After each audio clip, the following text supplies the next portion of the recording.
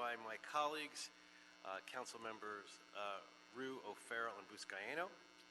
We're going to start this meeting with a general public comment, and I believe we have no general public comment. Is that correct?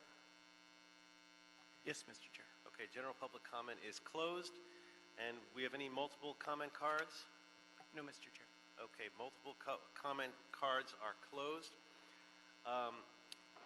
So, colleagues, what I'd like to do, unless there's an objection, well, I wanted to take 5, 6, and 7 on consent, although I see we have comment on item 5. So why don't I start with item 5? Nope. Item 6. Oh, I'm sorry. The comment is on item 6. So why don't we start with item 6, hear that comment, and then ideally we move those 3 on consent. So if we could start with 6, if you could read number 6 into the record. Item number 6, our motion is a motion from Council Members Bonin and Buscaino relative to designating the intersection at Lincoln and Venice Boulevards as the Venice Japanese American Memorial Monument Square. Okay, and I have Phil Yu, and I'm not sure if the repeat, if it was filled out right. I have someone named Phil Yu, Phylllue, followed by Phyllis Hypershara. Yeah, I thought it might be that, so I wanted to make sure I called them. So, thank you very much. I'm Phyllis Hayashibata. I'm a member of the Venice Japanese American Memorial Monument Committee, and we enthusiastically support Mike Bonin's motion. We've been working on, we did erect and dedicate the VJM on the northwest corner of Lincoln and Venice in 2017, and we're eager to have directional signs on Lincoln and Venice Boulevards to show where the monument is. And if I may, I'd like to read, I forgot something.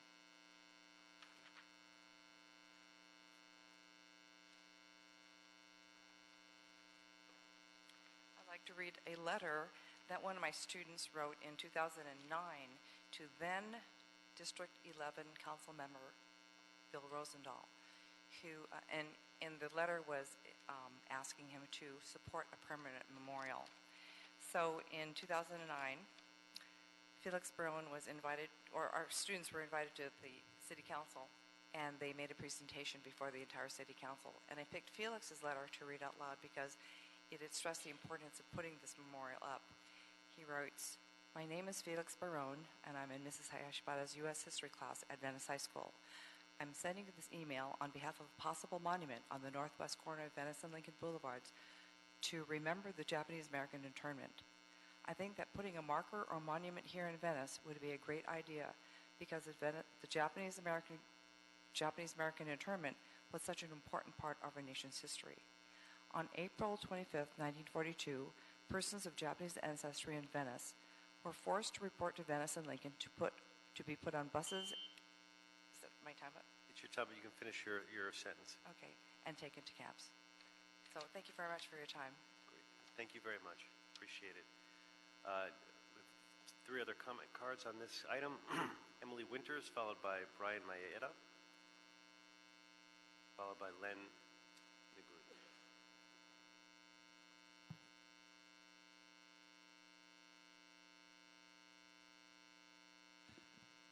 Good afternoon. I'm Emily Winters. I'm a member of the VJM committee, and I'd like to just tell you how important this monument is in that it's on a very busy corner. Originally, we wanted to find some kind of a meditation garden where people could meditate about what was happening, and the attorneys who are still alive and are members of our ad hoc committee said, no, it has to be where they took us away. It was such a painful experience. One man was 15 at the time, and he had to give up his dog, which was very hard for him. So we have it on this busy corner. It's got 2 bus stops, and we are pleased that we did this because so many people are reading it. Every time I drive by, there's somebody standing there reading it, young and old. And people are walking there from their bus stop and so forth. So it's been quite a remarkable reward for us to see how many people have not known about this and now know about it because of our monument. Thank you very much. Thank you. Then Brian Maeda, followed by Councilman Bonner's office, Len Goon. Good afternoon, gentlemen. My name is Brian Maeda, and this very corner is where my parents and my older brother had to report to leave for a place that they did not know of, did not hear. They had to sell the nursery that we had in Santa Monica, liquidate everything that they owned, including their cars, all belongings in the house, within 2 weeks, and report to this very corner. So it's very personal to me that we have a landmark that honors those 1,000 Japanese Americans who had to report to this very corner. You know, my brother was born here. I was born in Manzanar, in the actual concentration camp. Right? We're Americans, you know, and to have this kind of thing go on during that time, you know, we need a reminder, a very firm reminder of this unfortunate place in history. All right, thank you. Thank you. Thank you for coming. Then we have representative from Mr. Bonner's office, Len Goon. Welcome. Here on behalf of the council member to say that this monument is needed now more than ever as new groups are targeted. So the council member supports these signs. Thank you. Great, thank you. I certainly think it's critically important that we mark this shameful chapter in our nation's history and approve this monument. I imagine my colleagues all agree, and so if there's no comments or questions, I will move this forward with a unanimous vote. Okay. Oh, Mr. Rue would like to make a comment. Mr. Rue. I just want to thank Councilmember Bonham for his leadership in recognizing and creating this monument. I know he's been working on this for years, also fully supportive of Councilmember Monica Rodriguez, who's also creating monuments in Hope Place in her just neck of the woods as well. So I really support this effort, and I really thank the community for coming out. Thank you. So without objection, it is unanimously adopted and moved forward. Thank you. That takes us to items 7, that was 6, items 5 and 7. I'd like to move on consent. If there's any objection.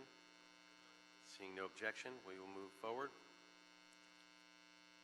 Okay, great. We're going to take the next 3 just because I'm worried about quorum issues. We're going to take items, we're going to go 3, 4, 2, 1. To make sure that we get the votes that we need in case we lose quorum here. And I apologize to Adele on items 1 and 2 if we're going to go a little longer later. So, item number 3, Zen City Pilot. If we could have Bianca come forward. Welcome. Good afternoon. How is everybody doing? Thank you for having us today. Bianca Swan, Project Coordinator for the Innovation and Performance Commission. At its November 14th, 2018 meeting, this committee requested additional information pertaining to the Innovation Fund Zen City Pilot Project. The Commission transmitted the additional information provided by the submitters to this committee for your consideration.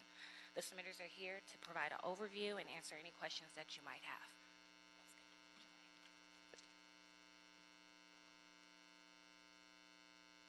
Welcome. Thank you. Good morning, everybody. Thank you very much, council members, for inviting us to give you any information, any additional information that you'd like. My name is Amanda Daflos. I am Mayor Garcetti's Chief Innovation Officer. And generally, the way that we work is in partnership with yourselves and then also with all the departments here in the city with a focus on trying to partner to bring different things to the city or new things in a pilot fashion. And so this Zen City pilot that we submitted about a year and a half ago now is intended to be just that, a pilot, with a group called or a company called Zen City. It's an actual tool, an IT tool.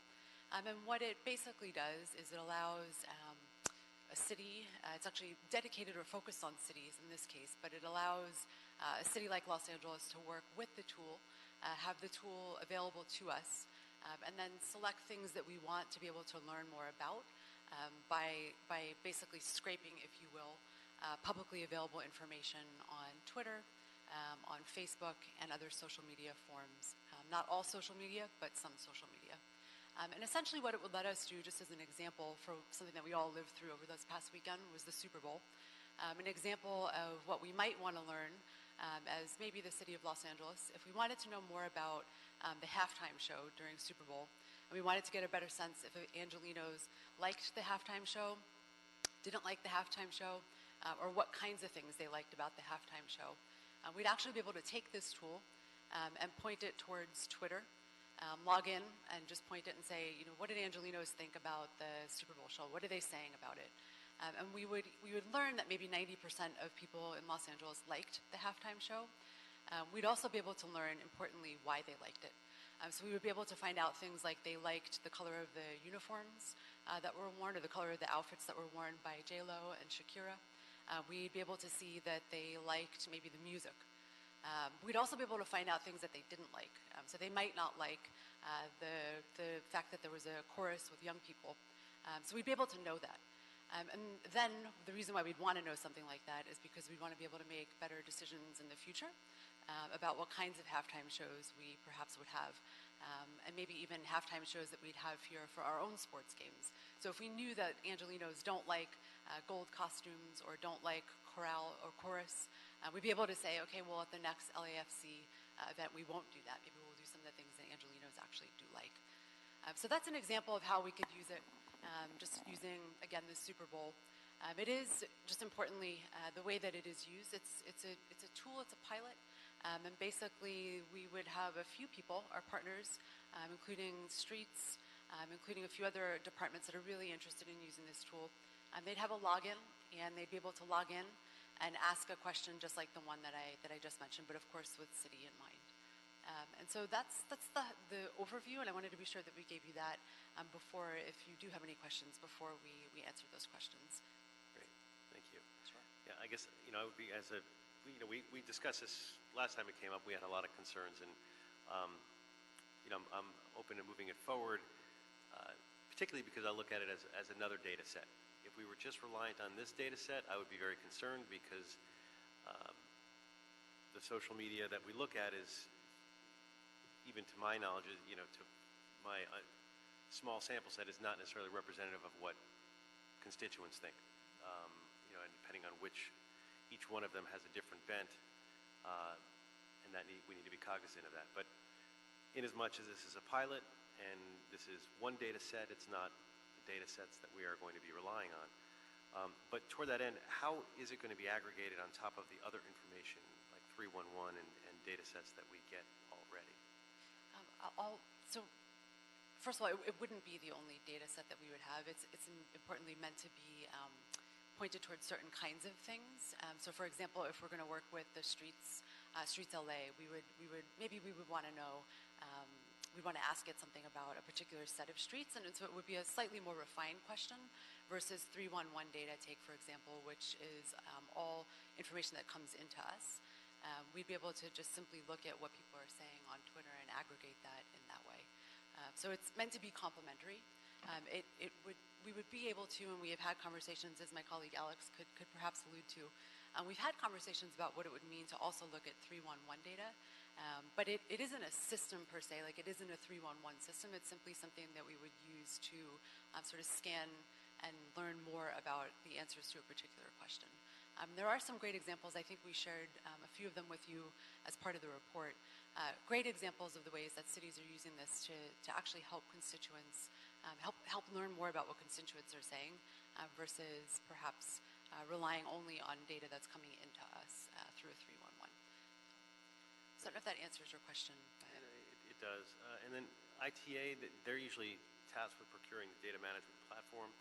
Have they been included in the discussion about the Zen City? And they have been included, and we have a tool called TalkWalker, and that's something that they use, and I think you all get the benefits as well of that tool. We've talked with them about this being a pilot, so that maybe we would replace it, TalkWalker, or even use it as a supplement to TalkWalker, if only because this is custom to cities and it's meant to do a lot more. It helps us do a lot more than some of those tools. But the short answer is yes, ITA has been a part of the conversation. And will will communities and other folks have access to the data? I don't see why we couldn't do that. I mean, it's all publicly available as it is right now.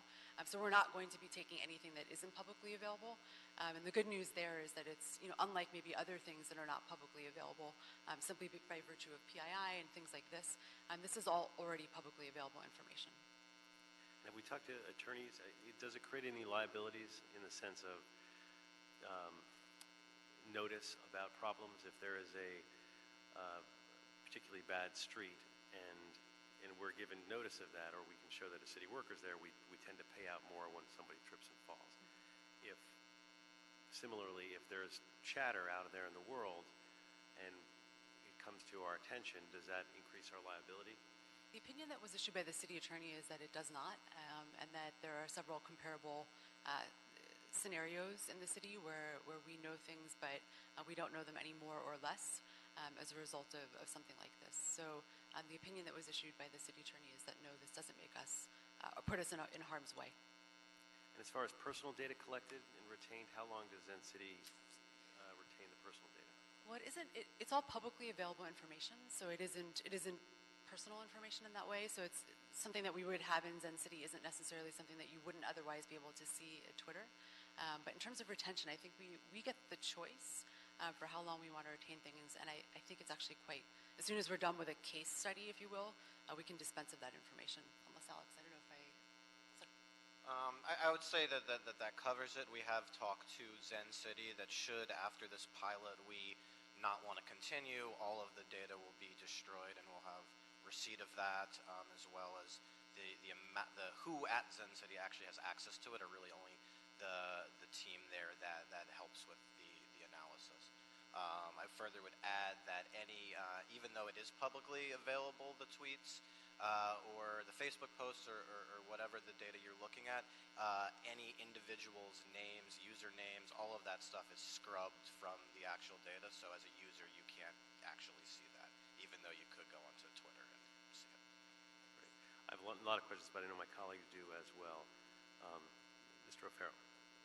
Thank you, Mr. Chair. So I really want to applaud the Innovation Fund and your work on this. Good stuff. And just kind of to echo the concerns of the chair in terms of the data that's collected, as long as it's highly curated so that it's useful data. My concern with the reliance, with any sort of reliance on social media to collect data is that social media is getting increasingly hijacked by people, especially Twitter, that is just wildly unregulated, where misinformation gets spread to the point of getting into territory that I find very dangerous, actually. Yeah. So I would hate for a forum like Twitter or Nextdoor sometimes, which is another forum that for folks to clue into in the neighborhoods. It is another source of just the spread of misinformation. Yeah. And it's going negative so quickly on a downward spiral, and most of the social media platforms are. I have friends right and left who are just chucking it all. And if I wasn't in office, I wouldn't be on it at all either. We strive, I think electeds strive to get information out that we find would be useful to our constituents. We'll continue doing that. I just want to make sure that the data we collect isn't, we don't collect data that is in some form corrupted and then synthesize that, what I would say is tainted data, into some sort of response or, God forbid, a policy idea. I don't think you're going there at all, so don't get me wrong here. I think it's just kind of a warning from where I sit that there are certainly red flags with that. I'd be happy So to. innovation, transparency, all good. I love data as long as it's very, very reliable. I really appreciate your concern, and I think one of the things about this tool which actually excites us is it helps to address some of your concerns, which is to say that if you were to today open up Twitter and look at my name, Amanda Daflos, maybe you would just see my friends say things about me. But with this tool, what you could do is actually get a wider sampling. So maybe if all my friends are mad at me because I did something yesterday, which I didn't, but maybe they'd be mad at me. Maybe they'd be mad at me, and so they would just be saying bad things. But the rest of the world actually is kind of okay with me because I didn't do anything to them. Using a tool like this, you'd actually be able to see a wider sampling. So the view actually becomes more aggregate or wider. So you can ideally get a bigger group of people, a wider opinion. And as electeds and as leaders in the city, see more than just what my friends said about me kind of thing. Just to use that as an example, I hope that's helpful. But we 100% hear you, and I think that's part of why we're actually excited to share this tool with you. Great. Yeah, as long as it doesn't waste anyone's time, doesn't have any bearing on their psychological well-being. I mean, it's the harassment and all that it's really, really serious stuff now. Yeah, absolutely. So as long as that mindset doesn't infiltrate what we're doing.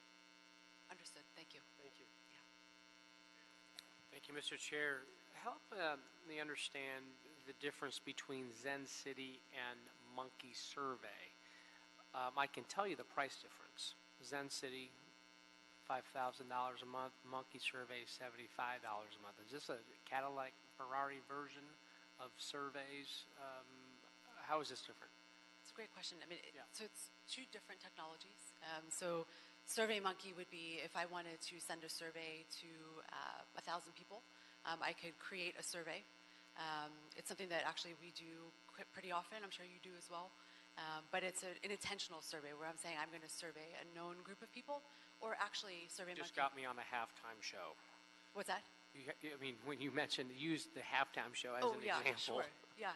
So if I wanted to know, so I'll go back to that, which is if I wanted to know, if I wanted to survey people about how they felt about the halftime show, I could make a survey using SurveyMonkey. I would pay a subscription fee. That subscription fee is usually, if I wanted to survey about 3,000 people, it would cost me about $1,000. I would be buying an audience. I have no way of knowing what that audience is. I just know that I'm paying $1,000 to buy an audience of 3,000 people. And those 3,000 people would get an email from me, and that email would say, Councilman Buscaino wants to survey you about the halftime show. I could open that email, and I could choose to take the survey, or I could just not. I have no affiliation with you because you purchased an audience, and you're basically relying on the idea that someone's going to take that survey. So that's what SurveyMonkey does. It's an intentional survey that I'm paying money to actually learn about the halftime show. Zen City is a tool that we would pay, in this case, $78,000 for a year. We would all have logins, so I would have a login. If you would like a login, you would have a login. You could tomorrow decide that you want to learn about what Twitter is saying and what Facebook is saying about the halftime show. And then you get to maybe even learn about, again, the outfits, the music. You would learn about sort of what Los Angeles is saying. So you're no longer buying an audience. You're actually looking at all of Los Angeles and the sort of like the chatter. I see. So you're sort of learning about what the universe is saying. So two really different ways of doing things, two different kinds of information that we're getting. If we want to get a pulse of what residents are saying about a bridge home. Right, yes, and that's a great example. That's Got it. in fact something that and I know that in the proposals, and we actually pitched that as one of the things that we could learn more about, because you kind of get the chance to hear what people are saying, and that's why it's called sentiment analysis, because you're hearing kind of the sentiment on Twitter or the sentiment on Facebook to get a better sense, so that you could make different decisions, you can make the same decisions, you could validate your decisions, but you just have one more way of looking at information. It doesn't reduce the value of SurveyMonkey as a thing. It doesn't reduce the value of 311. It's just a whole different sort of data set than any of those other things are. I understand. I appreciate that analogy and explanation. And I understand this would be useful. Knowledge is power for the city and the city family and respective departments. But is there a way to use this pilot to help our constituents understand, get a grasp, a better understanding of hot issues facing our city? Or is this more so just for our in-house intelligence gathering? I don't think there's a reason why we couldn't use. I mean, we have the ability to use Zen City for a whole variety of things. So if there was something that you were interested in looking at, we would work with you to do that. I actually think that's one of the really neat things about it, and the willingness to collaborate. Seems very flexible. Very flexible. Yeah, it's very flexible. And I don't think we provided it to you, but they are now working with a wide variety of cities, some here in Southern California. Pasadena is working with them. I think when we first started this conversation, we were sort of out of the gate, maybe like one of the first 10. But now they have a broad portfolio of people that are using, a broad portfolio of cities. And how would this data be used for the respective council districts? I understand an example was used for the mayor's Green New Deal.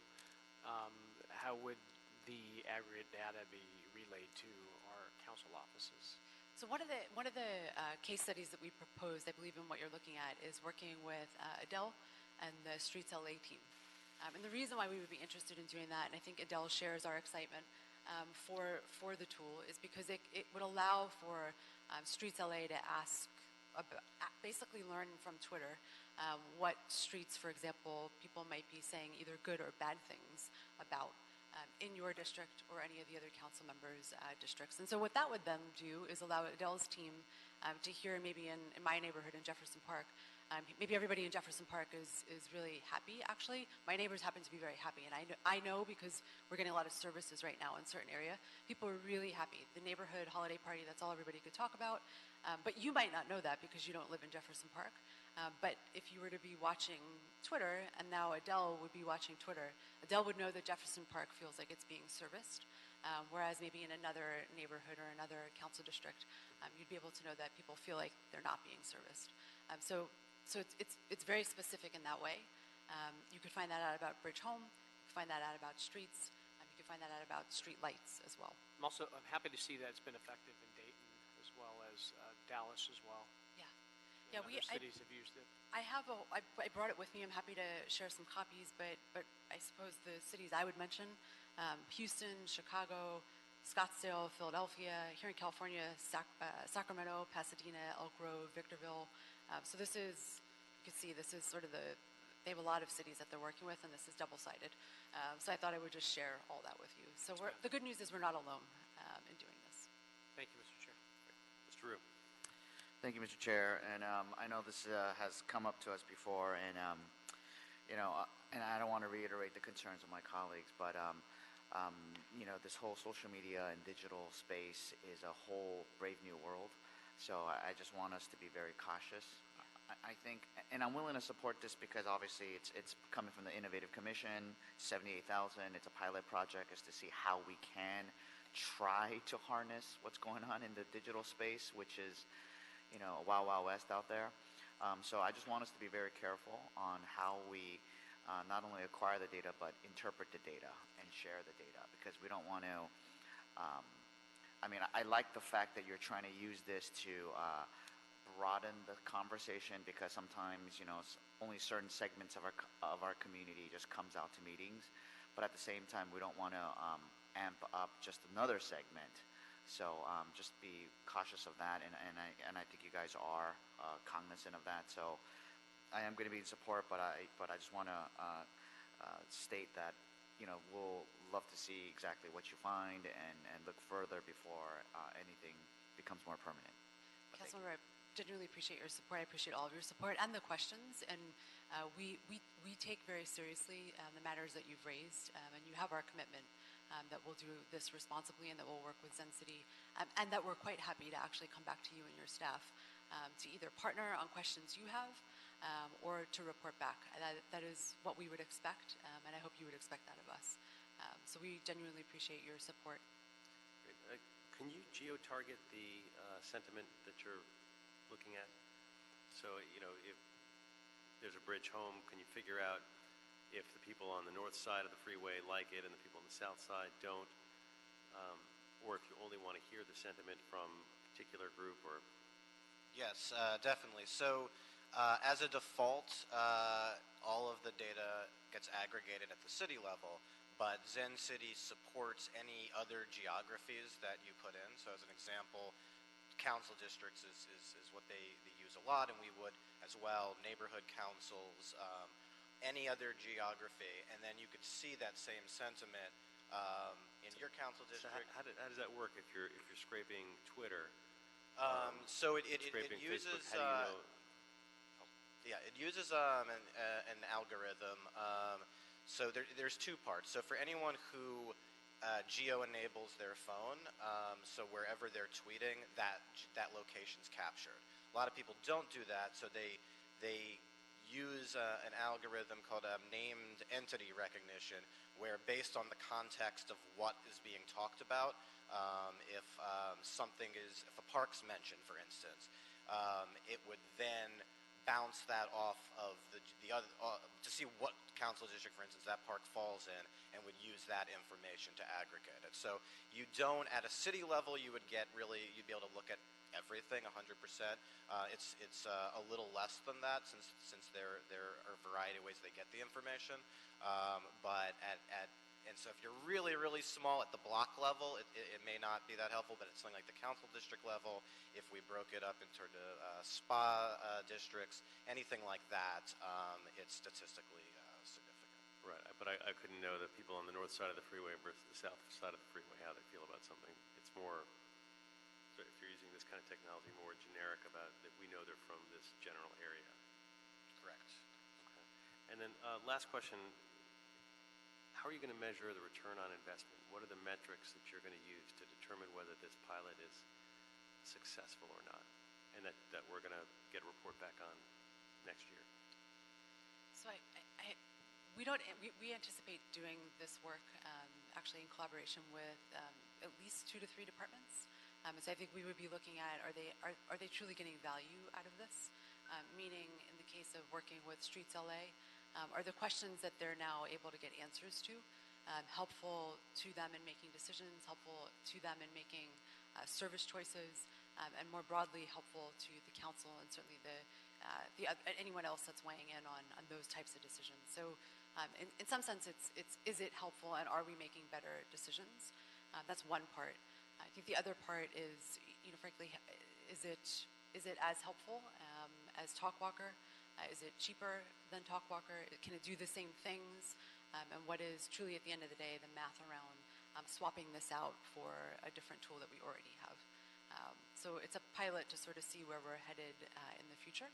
And beyond us, there are a number of people that are excited to have that opportunity to see if this is more valuable to the city for perhaps even less money than some of the tools we already have. I appreciate that. That's good. I'd love to see some more specific metrics that as you move forward in terms of tracking all the times that it's used, and maybe having a rating scale on what information, whether they got more information than they could otherwise get from 311, whether that information was actually used in a policy decision. Having maybe a standard question for every time it's used, so that when we're talking about this next year, we're not getting just sort of the opinions of the folks who've used it, but you can actually show us some numbers. Yeah, we would love to do that. And I would also offer, if anybody wants, assuming we're going to move forward, once we get it set up, we would be more than happy to come to your offices and actually sit with you and show you how it works. I find that as a visual learner, as an adult, edging towards 50, actually being able to see it and understand it and actually use it for my own purposes really helps me. So would welcome that, and when you do get up and running, I'd like to that'd be great. Avail myself of that offer and better understand it, because I have a sense of this, but honestly, I don't have a full sense of how this is going to work, so I would love to see it. Okay, we will follow up with your office, and if there's anybody else that would like that same thing, we would be very happy to do it, and we look forward to doing it. Great. So unless there's an objection, I'm going to recommend that we move forward and approve the CAO's report to move this forward as a pilot program. Seeing no objection, that will be the order. Thank you, and that takes us back now to item, what did we say? Item number 4. Yeah, Yes. item number 4. Thank you very much. Appreciate it. Thank you. Thank you. Item number 4 is a report from the Innovation and Performance Commission relative to creating a citywide Innovation and Performance Award. Good afternoon again. I'm Bianca Swan, Project Coordinator for the Innovation and Performance Commission. At its August 15, 2019 meeting, the Innovation and Performance Commission established the Innovation and Performance Awards to recognize city employees, commissioners, and neighborhood councils that have advanced the city through exemplary innovation and performance, improving customer service, streamline processes, saving money, saving time, and/or enhance the quality of life in the city of Los Angeles. Commissioner Jason Seward, Chair of the Innovation and Performance Awards Committee, is here to provide an overview of the awards. We are both available to answer any questions that you may have. Great, thank you. Good afternoon, council members and committee. How are you doing today? Good, good. I'm Jason Seward, Chair of the Ad Hoc Committee for the Innovation and Performance Awards. Very pleased to be here today. I'm just going to give you a very brief overview and then take questions from all the committee members. Just to give you an idea in terms of clarifying the history, if you recall, when we were the Quality and Productivity Commission, we at that time, back in the 80s, held what was referred to as the Quality and Productivity Awards. When we then became the Innovation and Performance Commission, those awards, of course, were discontinued. We are not reinventing the wheel. We're simply building upon and harnessing all the energy that came from all of those prior efforts and pulling all of that together in the form of creating now the Innovation and Performance Awards. With the awards in particular, what we're really seeking to do is really acknowledge and recognize two core areas, one of which is obviously innovation. We're going to be recognizing those entities that have successfully implemented or contributed towards the successful implementation of innovation projects here in the city of LA.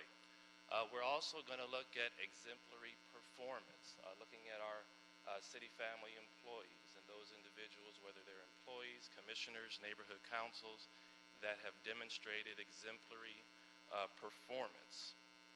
And to put that in perspective, in each of those categories, there will be 2 awards presented. So in the area of employees, neighborhood council, commissioners, there'll be 1 award for performance, 1 award for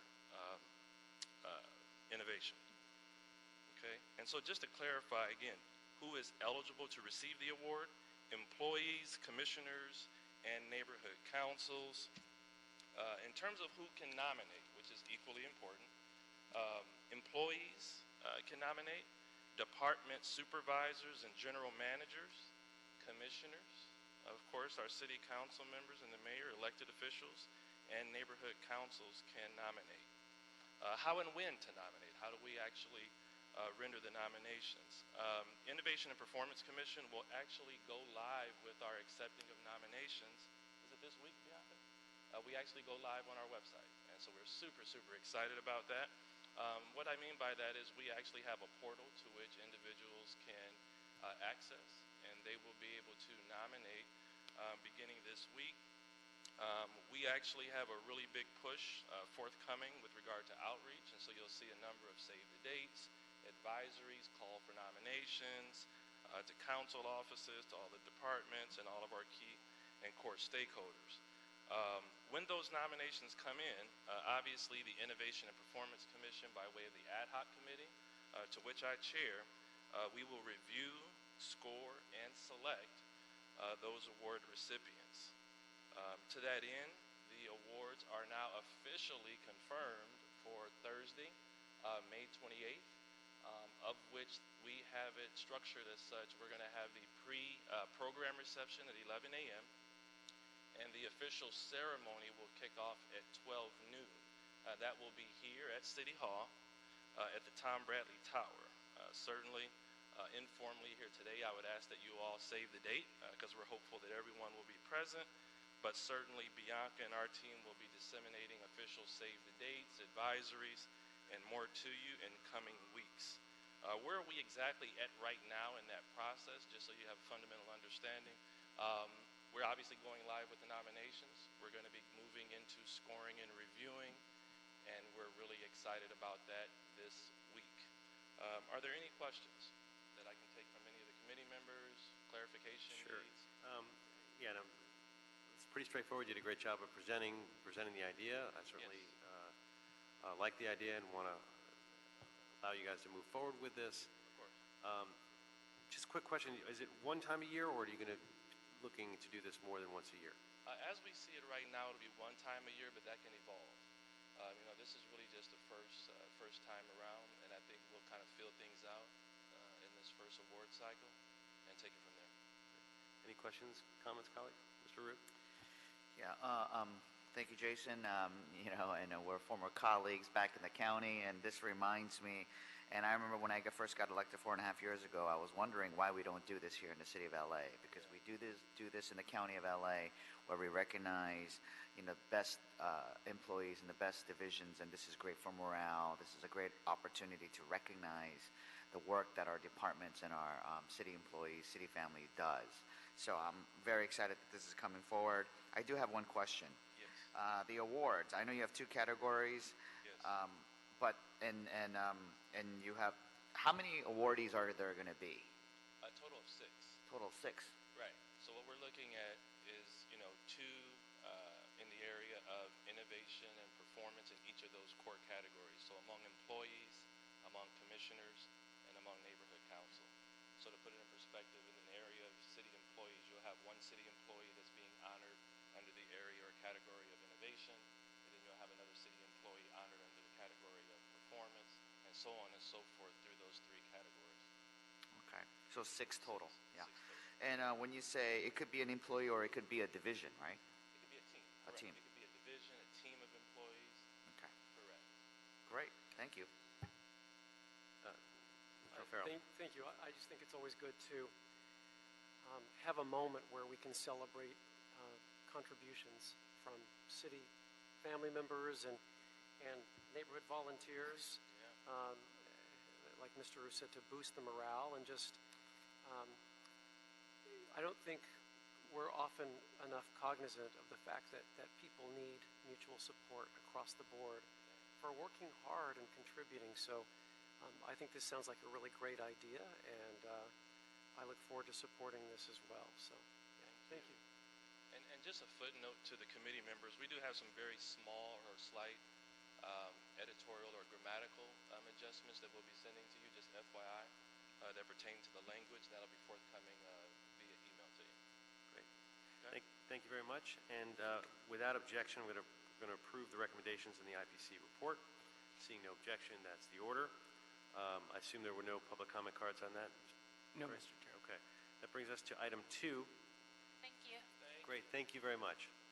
The report back on the funding for sidewalk projects for city facilities.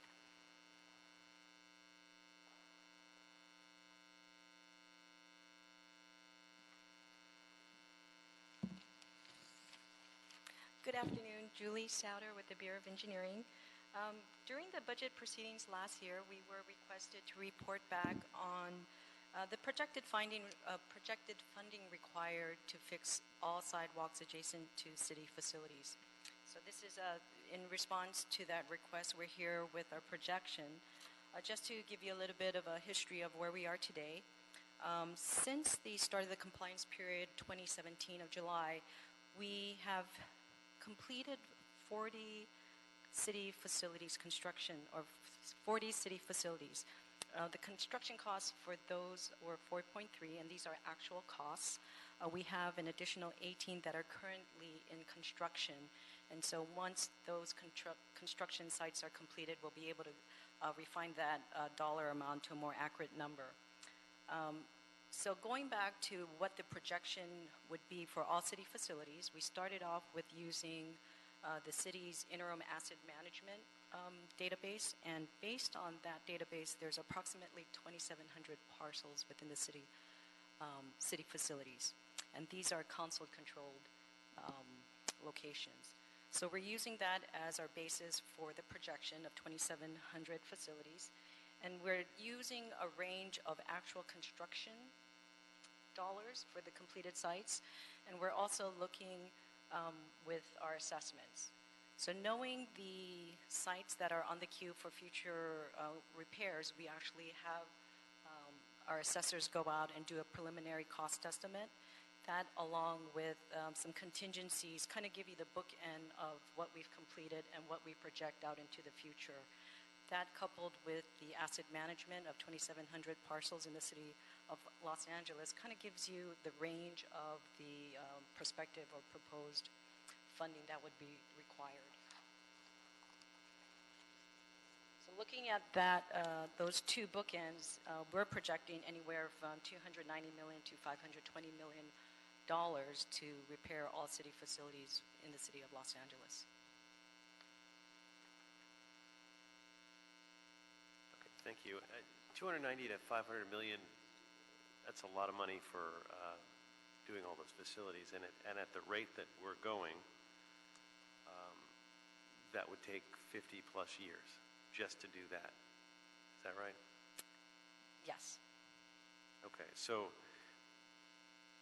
it's completely unrealistic to see that the trajectory we're on is in any way, shape, or form going to actually do the sidewalks, which we were prioritizing as the.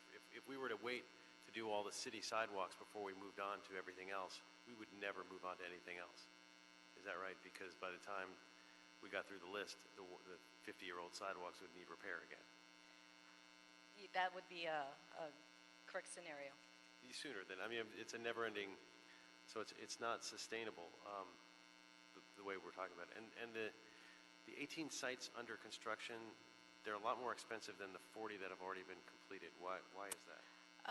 Couple different reasons. One is that they're much larger sites, and partly we do, if we have any contingency or allowances that are built into the budget, we don't actually take that away until the construction is completely done.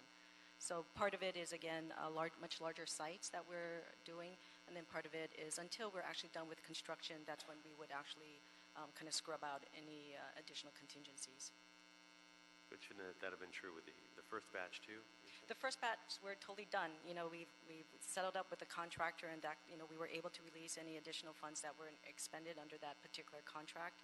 For the ones that are currently in construction, until all of the work is done, all of the change orders are issued, we don't, come up with the actual dollar amount. So just really kind of more of a range of what's done and what we budgeted. And this is only a portion of the Willits money, right? So if you're doing $5 million a year, that's $25 million potentially that's going to the other sidewalk. Right. So it's $31 million a year. For the last 3 years of the settlement compliance, we get approximately $3.84 million that's earmarked for city facilities. The balance of that is really to address the bulk of the program, which is our access request program. Right. And of all of these 2,700 facilities, how many are actually visited by the public? Are some of them lots that are,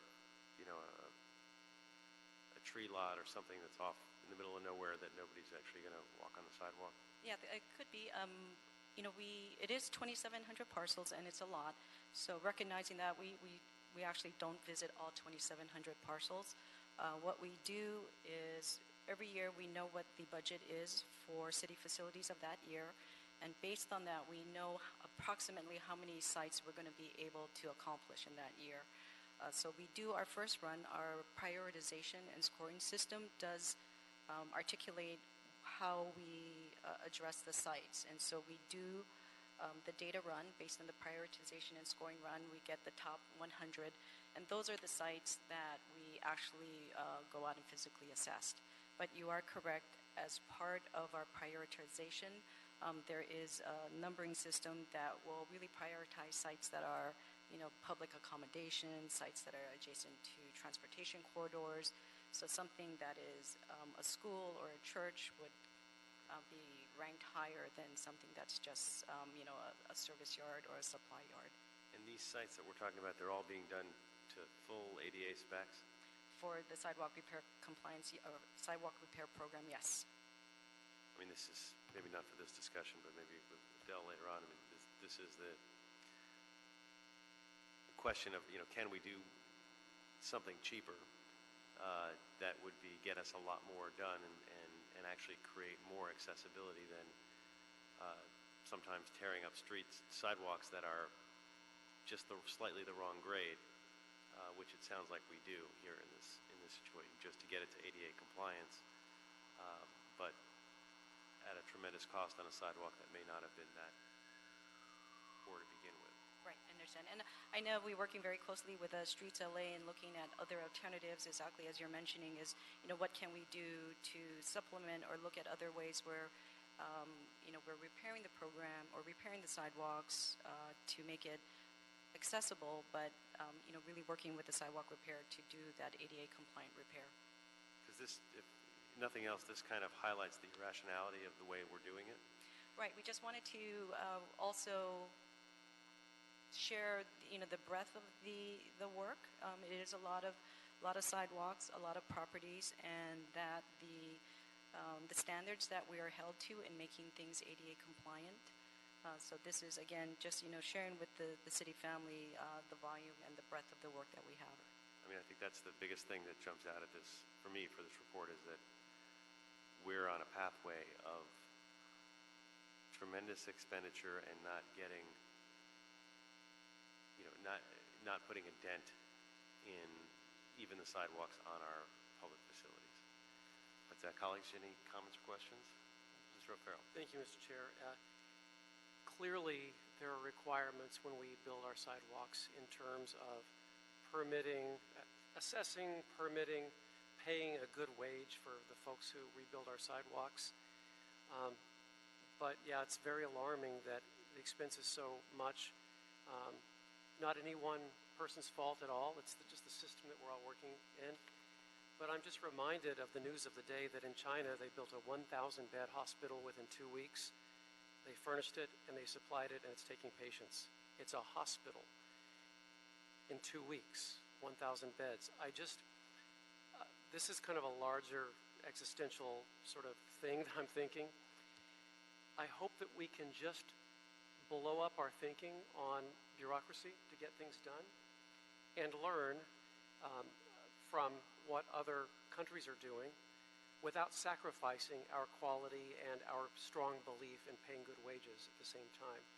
I just think we can learn and borrow ideas from other countries and governments that are doing things, and I just hope that we can think differently about a lot of things. I'm not really adding to this conversation, but that's present of mind for me. Yeah. And we're just laying down sidewalks, and it's a lot more complicated than it sounds, obviously. But I hope we can just think differently, all of us, interdepartmentally, about how we get things done in Los Angeles based on what happens in other parts of the world. But I do thank you for your work. Not easy, and I do thank you for taking care of our public facilities and the sidewalks around them. That's very important. And this is a note and file report, but it's important that we see it. Mr. Root. Yeah. Thank you, Mr. Chair. And, I just want to piggyback on both of my colleagues' comments. Based on your estimates of the cost, $290 million to $520, which is a big discrepancy. And first question is, what accounts for the discrepancy?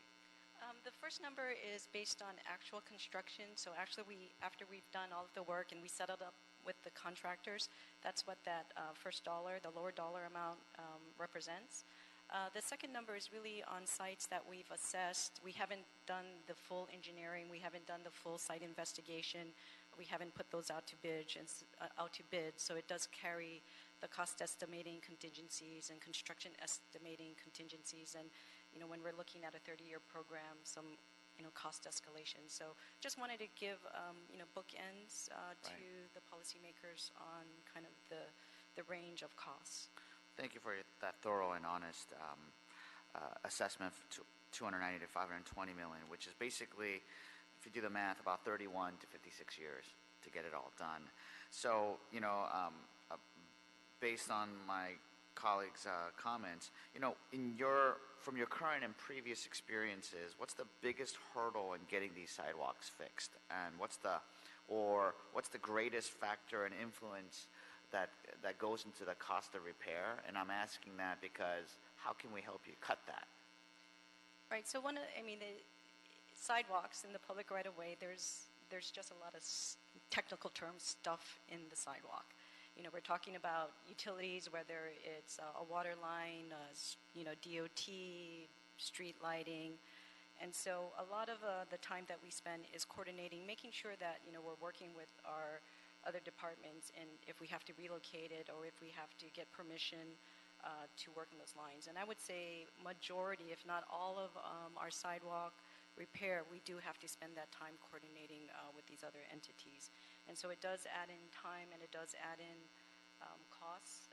The ADA requirements are very stringent, so anything, if you have a little utility box that's a quarter-inch gap or a quarter-inch lip, we are required to go in and, contact and work with these utilities in fixing that and repairing that. So that is, I would say, something that's been eye-opening in doing the repairs, so all of the sites. Another thing that we've run into that, has become apparent over the course of the last few years is, getting right of entries and getting agreements from property owners. So somewhat in city facilities, but definitely in access requests, you as an owner may require or want your sidewalk fixed, but in order to do that ADA compliant, I may need to get on your property, do some improvements on your property, getting that right of entry and getting the agreement. But I may also need to do that for your neighbors. And your neighbors may not recognize that their site would also need that repair to make things truly ADA compliant. So we spend a lot of time with the community getting right of entry. But isn't the city facilities, so isn't it R? We're the only neighbor? Yeah, and yes, so that example for the right of entry and the agreement is primarily for the access request, but it does occasionally add in a little bit more time and complexity in design when we're dealing with our city facilities. But yes, you're correct. But utilities, I think, is one of the major costs. And then another part of it is one of the things that we're finding out with meeting the compliance is we're spending more time in the street. It's not just the sidewalk when you stop there. We actually have to now make sure that the improvements are compliant into the street. And once you start working in the street, there is a lot more cost involved with traffic control. You're spending more time. There are more safety issues. So especially curb ramps, and we can get really wonky very quickly. When you look at curb ramps, it's not just at the curb ramp. A lot of the repairs you see are extending into the street proper. And so that is one area where we are finding it is a little bit more involved construction. Okay, well, for my colleagues, you said one of the things you talked about was the burden of coordination between all the different entities, even with a city family. I'm going to put in a plug because I know budget season is going to come around. I've been advocating for the Office of Construction Coordination, which basically helps do that for the past 4 years, and I'm going to be advocating for that again. But your ADA criteria, can you go over the ADA accessibility criteria? What are the requirements that a sidewalk needs to be fixed? Is it the prioritization or the actual fixes of the ADA compliance? Yes, component? to be ADA compliant. Yeah. Okay. It's like some degree and... Right. So one of we kind of look at the three major, there's a lot of different things, but the three major areas that we're looking at is a vertical displacement. So anything, greater than a quarter-inch displacement is non-compliant. So we have to make it, get rid of that, anything beyond a quarter of an inch. This is very wonky. We're calling it cross slope. So say if you're going down a sidewalk, it's basically how you're tilting across perpendicular. That can be no more than 2%. Back in the day before ADA, we usually put in a little bit more of incline for drainage, but now the tolerance is very low. So you may have a sidewalk that may not have any uplifts or cracks, but if it doesn't meet that 2% cross slope, it's non-compliant. And again, as I mentioned, the uplift also, that quarter-inch up also applies to cracks. So those are kind of really basic main components of ADA compliance, and there's a whole other, technical list that, we also have to look at as far as the width of the sidewalk and turning spaces and running lengths that also come into play. So earlier, my question also is going to be, how do you prioritize which city facility adjacent sidewalks? How do you prioritize which one gets done first? Is it based on damage or complaints? And earlier you said it's council controlled. This report, So this report really is focusing on council controlled. But to answer your question, we have the prioritization and scoring system, and that was developed and approved by City Council, and it has two main components. One is what is driven by the settlement compliant or settlement agreement. They had some listing of requirements, and it also includes council direction, so recommendations that we got from city council on how we needed to prioritize our work. So what we have is, for the priority for the settlement agreement, it's based on location, on transportation corridors, and the type of use, whether it's a hospital, a place of public accommodation. Next is, we worked with the city council, and we've included points for high entry network and metro first mile, last mile. And then we also get incidents report from the city attorney's office. And those are what we call data-driven prioritization. So these are things that we can do from behind the desk with a data set. Once we come up with a prioritization based on the scores and the points that we get, because we know that we can't visit all 2,700 parcels, once we get a data set of the first scoring criteria that we can do with data, then we take, say, the first top 100 or top 200, and then we will physically go out to the sites on those locations, and we looked at the damage severity. And so that's So where... sorry to interrupt. I gotta go soon. But how do we relook at the prioritization categories? How can we revamp that? Do we need to do a motion, or can we just work with your office, or how do we do this? I think there's, we can definitely work with your office and see if there's flexibility with the scoring system that's already in place to maybe refine the work that we look at. Because if we have a scoring system and everything is in a score of 150, there might be some flexibility within that, but we can work. Because my concern, Mr. Chair, is I understand the 2% rise, but especially with the fact that we have so much sidewalk that needs to be fixed that are adjacent to city. There was one sidewalk at the Hollywood field office, or the Hollywood City Hall, that the sidewalk was fixed, but literally there was no damage to the sidewalk. It looked perfectly fine, but when we inquired, it was because it was more than the 2% rise. So the 2% rise, it literally, you can't tell. I mean, I don't know how you even measure that, but it was a 2% rise. And because of the lawsuit, we were required to fix it. But it's embarrassing when you have literally major damaged sidewalks that we're not fixing. And I have to tell my constituents we have to fix, and constituents came by and said, why are you even fixing this in the first place? So since we have so much, I think we could reprioritize. And I actually held back on fixing it, but eventually, after everything else was fixed, it came back and got fixed. So I understand it might hit the 2% elevation, but it should go way down on our list. It shouldn't be at top of the list. And I think the methodology might have to get revamping. So I would really like to and I think that revamp that. Adele is going to talk about this to some extent in his presentation when he's talking about the priorities, because he's giving me the thumbs up that will be part of what he's discussing. So it makes good sense, and what we have before us is just the report that's kind of glaringly showing us these costs, which I think is a very useful report for us to have. And if there are no other objections, what I'd like to do is note and file this report, and then we could move on to the discussion with Adele, where this very topic and some other ones will be brought forward. So thank you very much, and I know you had to fight a flat tire to get here or something like that. Yeah, So yeah. Speaking of our streets and sidewalks. Thank goodness for Uber, but I'll be more than happy to work with your office and look at different opportunities to streamline that prioritization. And for the record, your flat tire was spontaneous. It had nothing to do with our streets, right? Yeah. So I'll be looking forward to talking with you. I just wanted to put on the record that it's something that I want to revisit. I mean, I have to go to another committee real quick and try to come back. So this is the last vote, and then the next item is discussion only. So with Mr. Rue here, we unanimously note and file this report. Thank you very much. Thank you. And now we move to our discussion item, which does not require a vote. So, Mr. Hashkali. And item number 1 is a verbal report from the Bureau of Street Services relative to an update of the Bureau's top priorities.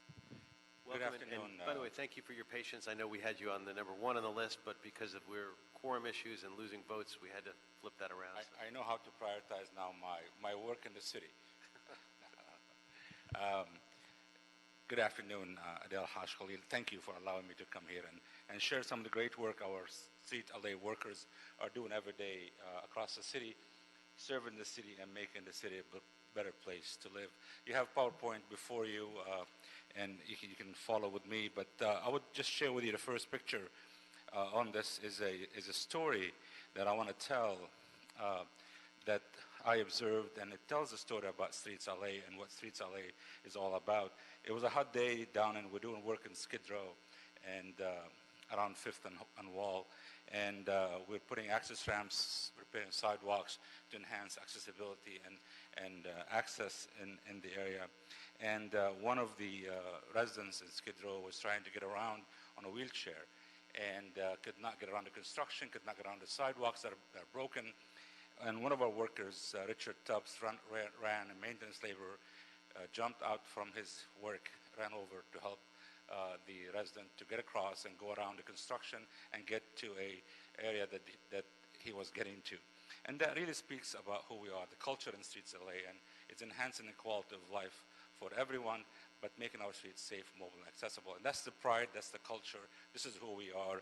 And we know that streets connect people, and we're very proud of that effort, and our goal is to make the city a better place.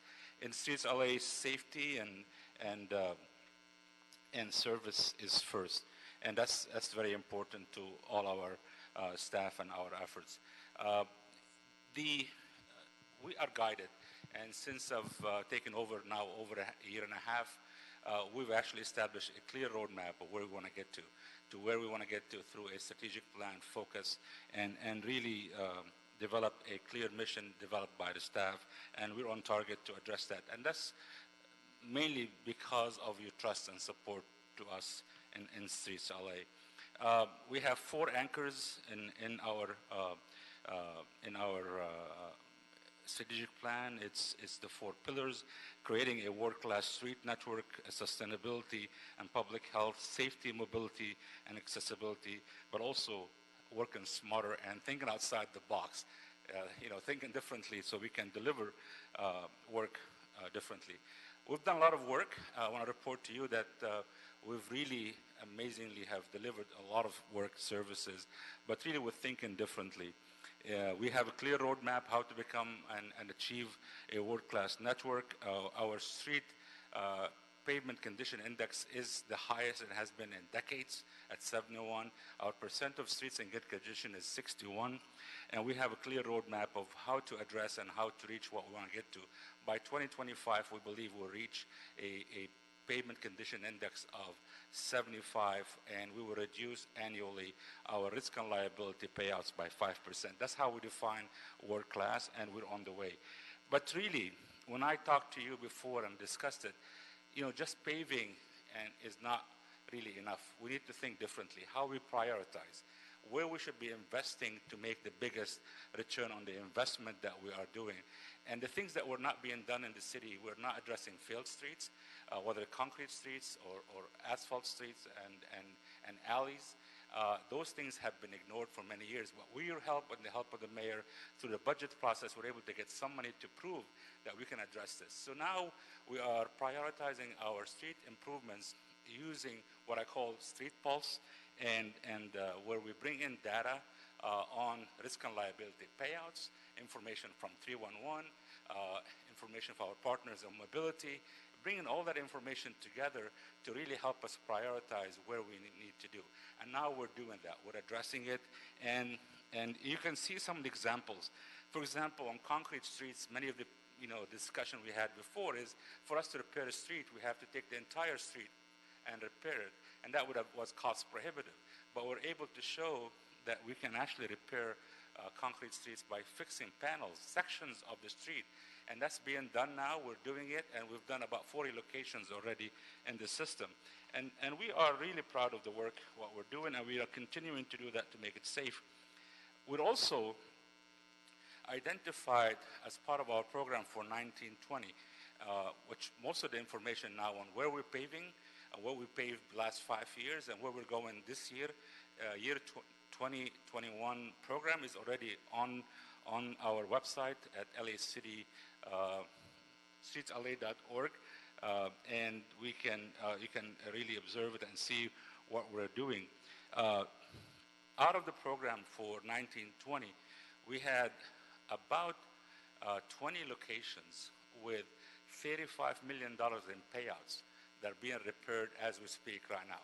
One location was on Victory in the valley up closer to 405. We paid $3.8 million in payout for one injury, and we put it in the program and repaired it.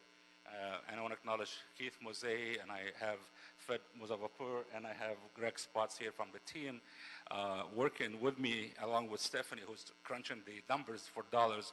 But that $3.8 million payout, it costed us $300,000 to repair and make the street good again. It was failed. So that injury will not happen again, and that's 10 to 1 return on the investment. And that's the minimum we're seeing. We're seeing 14 to 1 return on the investment as we're moving forward. So we are very proud of the work we're doing, and we're leading the way on getting. So you have a lot of pictures here. You'll see we're doing alleys across the city, and we have done close to 7.5 lane miles of alleys and about 61 locations. Alleys are important connectivity to the public for access, for trash trucks, for services, and those have not been addressed. So with the help from the council and the mayor through having some money in the budget to address that, we're doing it. But we're not just sitting and just looking at the exact technology we're using today. We're thinking differently. Innovation is critical to what we do. So 100% of the concrete is being recycled. 50% of the asphalt is being recycled back into the pavement. And we are now looking at a new way to bring in plastic into our mix. And hopefully we're going to work on getting a pilot underway. It's scheduled hopefully this month to have something that's going to give us not only stronger mix, but also is going to give us a way to recycle plastic, which is going to be very innovative. The second area I want to talk about is, which was important to you and your committee, Mr. Chair, and Councilman O'Farrell and the whole committee, is our urban forest. I would tell you things are different. With your help and your support, especially the chair when you were at Budget and Finance Committee, providing us a roadmap to staff up to get to a trimming cycle of 7 from where we are today. We're adding 2 crews a year, and we've added 2 crews, and our trimming right now, we finished, I think, 20,000 trees trimmed already, 22,000 as we're moving, and that's going to exceed the numbers we're doing. But also, with inventories underway, we are partnered with Davy Treekeeper, which is the same group that did the work for the parks. We are moving forward, and we're doing 2 areas in the city, and that's underway, and that's something that was important for the constituents and the public. We're partnering with our Chief Forest Officer and developing policies and recommendations as we move forward into developing the Urban Forest Management Plan. And trees are looked at differently now when it comes to sidewalks. In the past, we had an issue. As you remember, my first interaction with your committee was on a street in Cherokee in the Hollywood area, and we were able to come around and figure out a way how we can have trees and sidewalk coexist.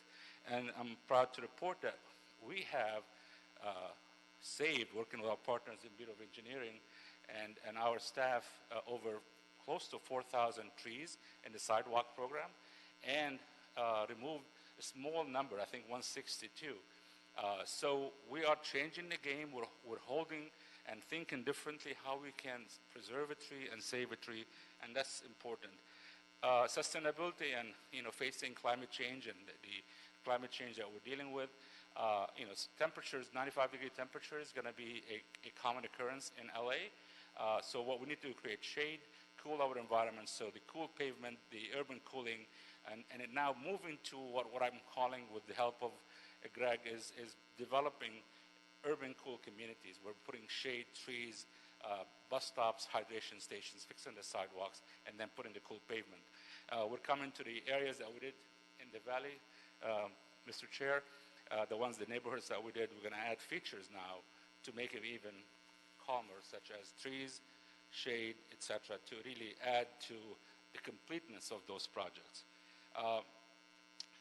Street furniture and is an area that we're moving right now on. as with your support, but also we're installing in the high priority areas using technology. We've actually prioritized what are the areas that have the highest transit users and the highest exposure to heat. That area has been mapped by each council district, by each area, and we prioritize where we're going to deploy. But what we're doing right now is adding benches with some shade, an umbrella. We're thinking outside the box. It may not be the perfect solution, but no solution doesn't work, so we're doing something. And that's underway, and we're working on it together. Street sweeping is an area that I've heard a lot from the public on. 40% of the city is being swept, and we cannot afford to continue the same way. So I'm working on an optimization process and through technology and through some ideas.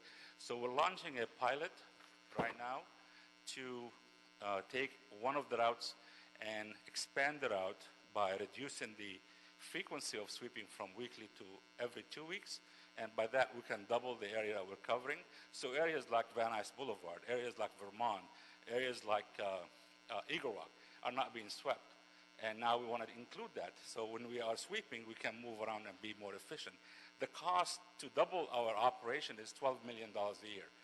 I'm going to try to get it done without adding resources, but I need technology. So I'm going to be asking for technology through Mobileye and other tools to help me do more and help be more efficient and have more return on the investment. The next thing I want to talk about is we talked about a little bit about safety. The sidewalk program, we talked about it here. I want to just get back to, the program we have under the access repair with the Willits case is not enough to meet the needs of the community. I've said that before, and your support was amazing to understanding the need. And what we're doing right now is thinking differently. I'm not doing ADA compliance. What I'm doing is making the street passable and safe, and maybe ADA compliant. But I'm going to go in. So next committee meeting, we're going to come in and give you a report on all these repairs that we've done and all the things that we have put together. Just to let you know, we had 17 locations that last year we paid in trip and fall over $100,000 in payouts. Those have been repaired already. We had 1,000 locations that had an issue with differential shape. Those have been stabilized and addressed. And now we are working through what I call the anchor grid work, and we are working in CD2 and CD8 to start doing that. So each council office will get at least 100 locations, sidewalk repairs done under this program. And next year, I'm hoping we can double down and get that done, because we cannot afford to keep the same thing happening here. But I want to come in next committee meeting and share with you, there's some pictures in the presentation that shows before and after. Vending and walkability is a priority. We've launched the permit. On that last point, it's a really important point. I'm so glad that you're doing that, and it really is innovative and important. How much more is it going to cost to double down on that? Because it will make a big difference. Right now, I mean, last year it was 1.6 million roughly, and it was only for 6-month funding roughly. I think if you have 4 crews running in the city, it'll be $5.5 million. That's roughly the number we're looking at. And that would address, we think it can really make a difference. We're going to present to you the cost and the return on the investment. Each trip and fall average is $100,000. So I'm just... If I can get it done at a minimum. At a minimum, but I'm saying the average. On the budget committee, I mean, I see these that cost us millions. We had 17 of them that were at 7.8 million that we just repaired. But to me, the return on the investment and under the sidewalk program, if we do this risk and liability, it's about 14 to 1, which is a great return for the public, and not only for safety and accessibility, but also for investing the money in the right place. Vending, I'm going to acknowledge the work the staff has done with walkability with the help of Councilman Farrell, and thank you for the walkability in Hollywood. But also, permitting is underway. We're working very hard, and we're started the process. We acquired some community-based organizations to help with the outreach, and we're working very hard on getting the permits. I think we're over 250 in permits, 260, so we're moving very hard on doing it. And asset management is a key area with technology.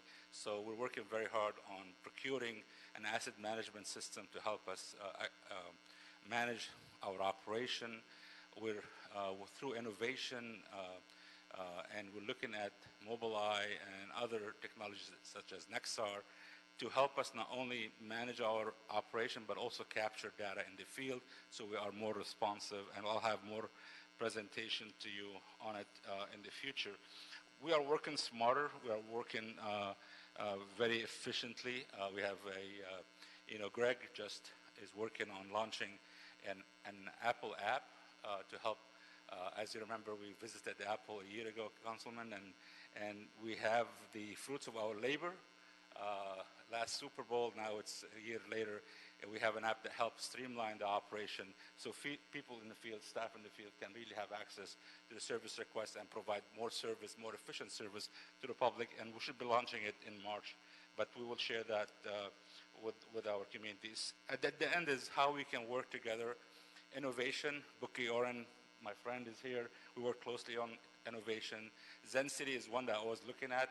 I'm glad that your committee approved it, because for us, we want to know what's being said that's not being reported. We get a lot of social media about a condition that's a trunk or a stump or a broken sidewalk or something that's not accessible, but we don't know about it. Nobody files 311, nobody do it.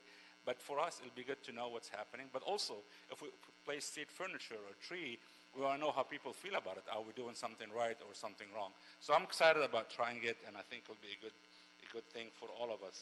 And at the end, we started our stakeholder process. We've done our advisory council for Streets LA. We had our second meeting, and we have representation across the city. On integration, Keith Mosey is leading the effort on convening a monthly meeting with all the departments that has to do with streets, transportation, engineering, and everyone to help improve coordination and help improve integration. We hosted a global summit in LA, and that was amazing. At the end of the day, it's all about people, and the morale is high. Staff are excited about serving the city. But with your help, I think we can do more. We are working very hard on hiring. We've hired close to, since October 2018, I think the number was, I think it's close to 500. And I think the only thing is the net is 212. We're losing more people that we're hiring, which is kind of something we need to deal with. But we're partnering with community colleges. We're working with personnel on ideas to bring people. We've hired more people in TLH. I think we're up to 70 people or so, 71 in TLH, and we're trying to do more. We're trying to come up with ideas to hire and bring people in. And we are initiating a leadership development program for our staff. My goal and our goal is to have the culture of service and the culture of innovation and the culture of inclusion and collaboration stick with our staff, and we are going to create it as part of their culture, as part of their DNA, and because we want, our goal is to be the best run department in the city, and I still have like 6 months left, and the best run department in the country, I have 4 years left. So with that, I'll take your questions. Great, thank you. And thank you not only for this presentation, but really for the energy and the great work that you have been doing since you've taken over as GM. And it's, I know I've told you before, but it's appreciated and it's very noticeable in terms of what's happening with our services and our streets. So keep up the great work, number one. You mentioned the staffing issue. I just wanted to, a little red light went off in my head in terms of, is that becoming a limiting factor? I know you're hiring more folks, but we're losing folks. Is that a choke point for your efforts? You know, it is a choke point. One of the things that we're doing a lot of overtime. That's not sustainable for the health of the staff, for their ability. We can do more. There is a lot of work that's coming to us that is unprogrammed work, off budget. Like MTA wants us to come take over some work down in Crenshaw that the contractor that's doing the expo line, somehow they want to take that over, give it to us. I'd love to do the work. I'd love to do more. But SB1 I funds, think all these other, Measure M, SB1, there's a lot coming in. we need the resources, the staff. And I've been working with the mayor's office. I'm working with the Wendy, the GM from personnel, on how we can change for a short period of time and think outside the box of how we hire.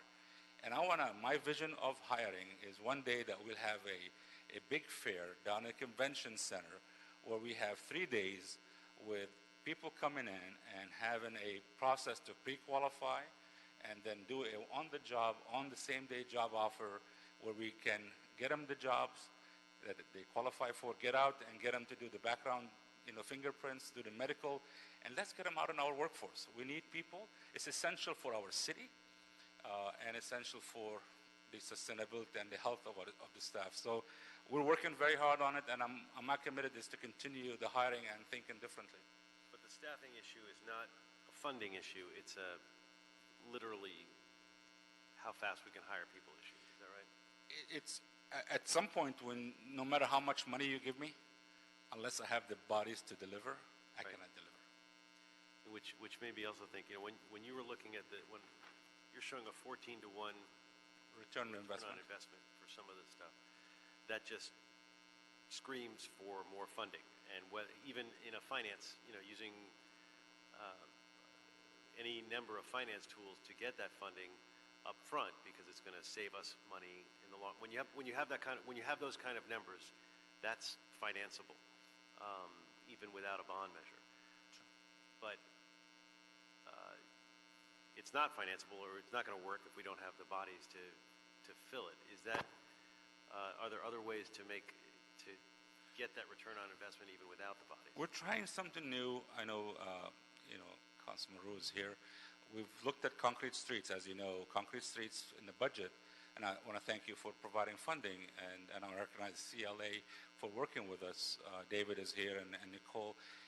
We've been working very hard on different ideas, but on the concrete, we work closely on changing the thinking about concrete streets, because it was not just too cost prohibitive. We can do it, and we showed it can be done. We're doing it. But now I didn't have resources assigned to it. It was just $7 million given to me to deliver these concrete streets. So I used my staff because I trust the staff to get it done the right way. But I cannot deliver on what I need to deliver on. So for the first time last week, the Board of Public Works authorized us to use a contractor, but doing it as a design build, not the traditional design bid build. They're going to be working like our workforce, working with us. So I'm bringing those on. I think they're going to start hopefully next week to augment our resources. I want to compare costs. I want to compare delivery, and hopefully we can show that done. So to me, there's always a solution, and I commit to you that we are ones that going to innovate, think differently, but I can't do it alone. I need your support and your help and the support, and I know the mayor wants us to fail forward and fall forward and think differently, and we're doing that. And I know it's been appreciated by the public. People see it, and we see the difference that we make if we invest. And I'll try anything to make it work. But it's all going to come together. So you'll see in the budget request, hopefully, in the coming year, that we're asking to double down on a couple of things. One is continued investment in urban forestry and the commitment to staff up over time. We are also asking for more money to get into street sweeping for optimization, so we can go from 40% of the city being swept to 100% of the city being swept, being differently smart about it. So I want to bring that forward. We're doing a pilot this year. I want to invest and bring in new tools and new innovation, such as Mobileye and XR and other things to help us capture data and be more proactive. Asset management is critical to me, and at the end, doubling down on the risk and liability that we talked about for the sidewalks. I think it's something that we need to do. We can't afford to wait a long time to.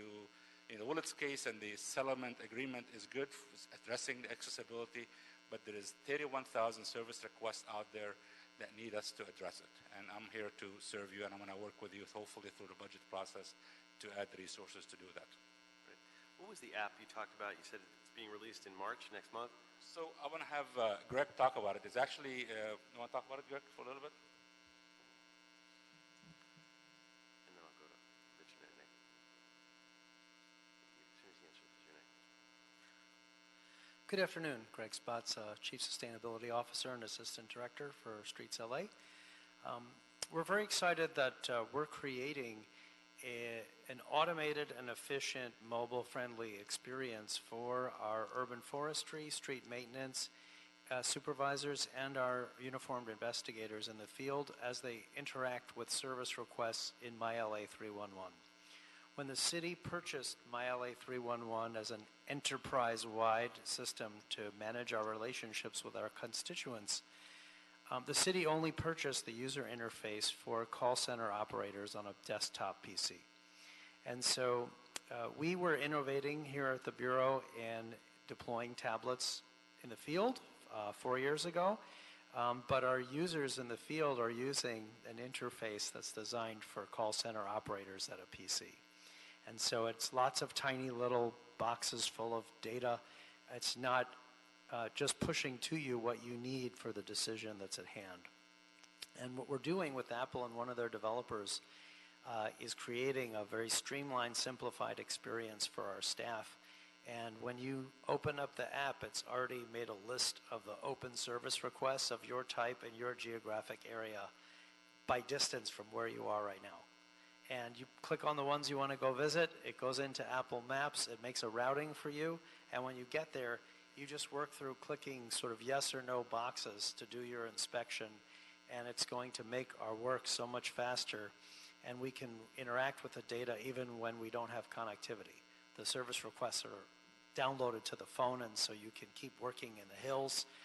There's parts of Councilmember Rue's district where we don't have great cell coverage up at the hills, and you can just keep working, and then it'll be re-uploaded when we get back down there. So we're really excited about how many more potholes can be inspected in a day, how many more tree issues can be inspected in a day by our forces when we equip them with this software. So we're looking to pilot it in early March and roll it out to up to 125 users by the summer.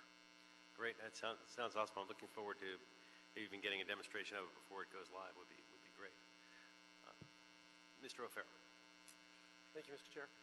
Adele, I just want to thank you and your executive team for really being such a breath of fresh air with your approach and your comprehensive way of seeing everything from street tree preservation to this innovative approach to street cleaning. That really piqued my interest. So regardless of a budget ask for additional funding for street sweeping, which, you know, I'm a big proponent of that, are you saying that you could, by adjusting the street sweeping schedule, at least in some neighborhoods, to bi-monthly instead of weekly, then expand into neighboring areas so the same crew could go out in the same vicinity every week like they currently do, and then do street sweeping on the currently posted streets, but then add another several blocks to go back and do the street sweeping the following week. So it's bi-monthly for both neighborhoods. Is that accurate? Yes, and what we're doing right now is exactly right, is actually stretching our resources in a smart way, not compromising service. So if you really, I took a ride actually, and I'm all about getting a sense of, so I took a ride with one of our street sweepers, operators, and we went to actually Occidental area, Eagle Rock, and all that. And I kind of observed what they're doing. The streets were not that bad. I mean, we're clean. But then as they are continuing the route, they have to go through Eagle Rock. And then they pull the broom up, and they go through Eagle Rock. And Eagle Rock is full of trash. But they can't sweep it. It's not posted. Then they go connect another route, but the street looks clean. So in my view, right away, and this is something that we've been talking about it, is we can actually show the public, and I don't want to make sure that I'm not really taking back service. Actually, we are enhancing services. Because I talked to Councilman Marquise Harris Dawson one time, where his constituents really said, I don't want my street swept, go to Vermont and sweep Vermont. But we can't sweep Vermont, it's not posted. So we're going to be doing differently. So we're doing this pilot right now where we're assessing the condition of the trash before sweeping and after sweeping as is right now. And we're going to come back, adjust the frequency, working with our partners in DOT. There'll be signs adjusted. And then we're going to expand, double the service area, and then do it every 2 weeks. We have neighborhoods, I could give you streets right now. Atwater Village, south of Silver Lake Boulevard. There is a Silver Lake Boulevard in Atwater Village. South of there, they've been, and north of there gets street sweeping every week. South of there never gets street sweeping. It's been a chronic cry from them for years. Also, Riverside Boulevard through Elysian Valley. You just described it. The brooms come up and the truck drives down every week, and it just drives people crazy. Same thing in Glassell Park and other neighborhoods in the 13th. So when you're ready to have that conversation about splitting the services to be bi-monthly in the neighborhoods, we can have a conversation really quickly about priorities in the 13th district. So 850 routes, we have 850 existing routes. Those were paper routes. We didn't have them on a computer. We're not digitized. Finally, they're all, as of this month, all digitized so we can manipulate, adjust. And I think it's something that we can really do quickly. And also, we are partnering with the innovation discussion. I had actually my camera as I'm on the sweeper recording, and I observed all these things happening around me. I can see the sidewalk, I can see the street, I can see the trees. So we partner with Mobileye. We're going to come up with an agreement, and Ted is looking at the agreement right now on this pilot. We're going to add Mobileye, which is a technology that BMWs have them to capture information around you. And then we're not going to just enhance the services. We're going to be recording what's happening, including sidewalk condition, tree condition, signals, and streets. And then once we come back the next time, if a change happens, it's going to trigger to say, by the way, this sign was up last time. We came by. Something happened to it. So it's going to give us this warning to go and check it. A tree is up, and now this tree is leaning. Check it out. So we're going to do this pilot coming up soon. The Mobileye is going to provide us 8 units to look into and adjust. The same thing, we're going to be looking for other technologies. But street sweeping for me is the #1 priority because when I went to Neighborhood Congress last, when we had it Sunday here, and I happened to speak to them,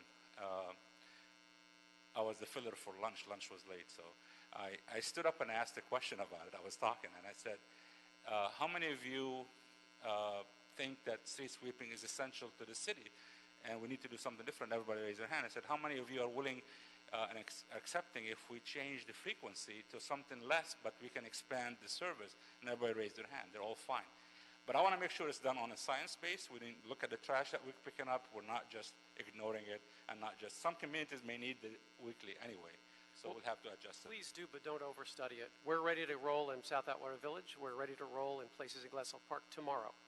I've known this for 18 years, and I've always been told to pound sand every time I bring it up. So No please, longer, you're not makes going sense. to pound sand But anymore. I think the reason why all the hands went up is it's perfectly logical, and it drives people crazy. It's common sense. These perfectly logical ideas get pitched, and nothing happens. So if you can make this happen, I will erect a I'll drop monument the in your microphone honor. and walk out, right? Don't walk out. We still need you for more stuff. So Adele, is this a mock-up of this cool pavement, or is it a real photo? This is a mock-up, but I can get you a real one that we had. Okay, because we've been talking, or I've been talking to you about Yeah. doing a real example a mile long somewhere in the city of cool pavement, and then doing the before and after assessment. Greg is looking now, is doing a stakeholder engagement as to where we move next. We're doing some analysis. I'd love Greg to meet with you staff and work on it Well, and follow up on I it. think that this would probably go somewhere in the San Fernando Valley and not in the 13th district. As far as like a major boulevard where you do a real study, I mean, believe me, I want cool pavement everywhere too, but I'm saying where you could produce data, all these readings on temperature before the cool pavement goes in for a year period or whatever it may be, and then data after it goes in terms of temperature change. And that is... We did 3 projects recently in the chairman's district, and we looked at also CD6 and CD7, and we did, was it 10 blocks or 12 blocks, contiguous blocks. Okay. We did that for the first time. And now we're going back to add to it features such as trees, benches, anything that can make it cool as in like, not just cool, like cool as in like environment. And then we have additional one we should do this year and do some other ones. We are working on finding the right location for the next one. And lastly, I have to leave, but lastly, I would urge you to take a look at future streets that you intend on putting cool pavement down. Think about the streets that need resurfacing anyway, and please don't do a street that's just been resurfaced. Let its natural life expire, and then focus on the streets that need resurfacing anyway, especially when it comes to a major boulevard. That would be my suggestion. We hear you. Thank you so much. Thank you, Mr. Chair. Mr. Rue. Thank you, Mr. Chair, and I wanted to make sure I came back because I really wanted to say thank you, Adele, and I am just so impressed. I know I missed the majority of the presentation, but I went through the slides. I just got to say I am just so impressed by your work and your department's work. When you are thinking outside the box, I mean, clearly you are thinking outside the box. I'm just so excited about everything that you're trying to do, that you have done and you're trying to do. I have to say, when you first got hired for the job, you made a lot of promises, and I got worried for you because you set the bar high. Set the bar high, and I said, if you could just do half of that, we'd be happy. But you kept on going, and I said, okay. But you have delivered. You have delivered, and then some. So whatever idea you bring up, I don't question it anymore, and I'm just expect it to happen, and I'm just so thrilled. We still got a long ways to go. Sure. But I think you've proven we have a roadmap now to get there. So I'm very excited. Some of the stuff is trial and error. Sometimes we have successes, like the concrete streets where we're doing in patches, and we're getting good results. Including all of our alleyways, that Councilman Blumenfield, our chair, found. That was all the withdrawn streets. I mean, I'm very excited, and I'm very happy about the future. And whatever we could do to help all the different processes that you want to put in place, don't hesitate. And thank you for your support. It has been amazing working with you and your staff, as also working with the chair. And it's refreshing to have leadership. It takes leadership at the policy and at the mayor has been great to me and to the Streets LA, in the council and especially your committee and the chair has been amazingly supportive. But also the staff, they've been thirsty and they've been working really hard. Just aligning some of the work to get them to go out, and it's just refreshing to see what we can do if we really bring technology and data and innovation and then motivate staff. It's just amazing. So I'm honored and privileged, and it takes people, and I'm proud to serve the city.